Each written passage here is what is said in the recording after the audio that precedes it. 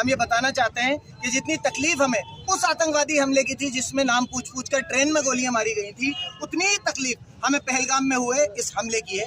हम इन हमलों की पुरजोर मजम्मत करते हैं और हम इस बार मोदी जी से कहना चाहते हैं, हम मोदी जी के साथ हैं। इस बार कोई सर्जिकल स्ट्राइक नहीं, कोई छुपी हुई बात नहीं, रात के अंधेरे में कोई हमला नहीं। हम ये चाहते हैं कि पाकिस्तान पे सीधा परमाणु मारे और ये मुल्क जो हमारी मुल्क की धरती पे आके बार बार हमें लहूलुहान कर रहा है, हमारे भाइयों की जान ले रहा है, उस मुल्क का नामो निशान इस दुनिया के नक्शे से मिटा दें। कोई दबी छुपी रात के अंधेरे में बादलों के ऊपर से कोई सर्जिकल स्ट्राइक नहीं, सीधे सीधे पाकिस्तान पे परमाणु स्ट्राइक करें, सीधे सीधे हमला करें, ताकि जो हिंदुस्तान के टुकड़े हुए थे वो वापस जोड़ दिए जाएं और इस किस्से को हमेशा के लिए खत्म किया जाए। श्रद्धांजलि भी दी गई है। देखिए, श्रद्धांजलि इसलिए दी गई है कि उसमें निहत्थे लोगों के ऊपर फायरिंग की गई।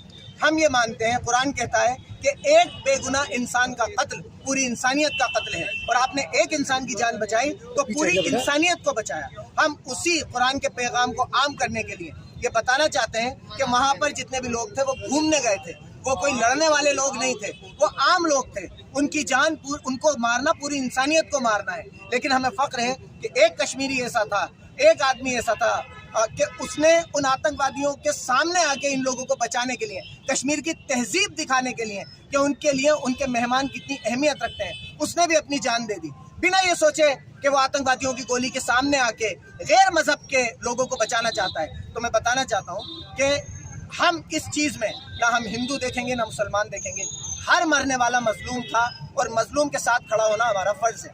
तो हमने श्रद्धांजलि दी है मोमबत्तियाँ जला के, और फिर एक बार हम ये मैसेज देना चाहते हैं कि पूरा भारत एक साथ है। मैं मीडिया से अपील करना चाहता हूँ कि चाहे वो नाम पूछ के गोली मारते, चाहे वो बिना नाम पूछे गोली मारते, भारत की धरती पे गिरने वाला खून उतना ही अहम था। तो मीडिया इस नैरेटिव में नहीं जाए कि उन्होंने नाम पूछ के गोली मारा। नाम पूछ के नहीं मारते तो क्या इसकी अहमियत कम हो जाती? हमारे लिए जब भी उतनी ही रहती। मरने वाले हिंदू होते या मुसलमान, मरने वाले भारतीय थे, भारत की धरती पे मरे हैं, ये हमारे लिए शर्म की बात है। और अगर इसमें कहीं पर भी कोई इंटेलिजेंस फेलियर मिलता है, कोई सिक्योरिटी एजेंसीज का या सरकार का फेलियर है, तो सरकार को जिम्मेदारी लेते हुए इस्तीफा देना चाहिए। जैसा कि बताया जा रहा है, मैं एक बात बहुत कड़े शब्दों में कहना चाहूंगा, जैसा कि बताया जा रहा है कि वो लोग आए, उन्होंने नाम पूछा और फिर गोलियां मारी, तो जब वो लोग आ रहे थे तो सिक्योरिटी फोर्सेस कहाँ थी? भारत के गृह मंत्री की जो सिस्टम था, जो पूरा गृह मंत्रालय है, वो क्या कर रहा था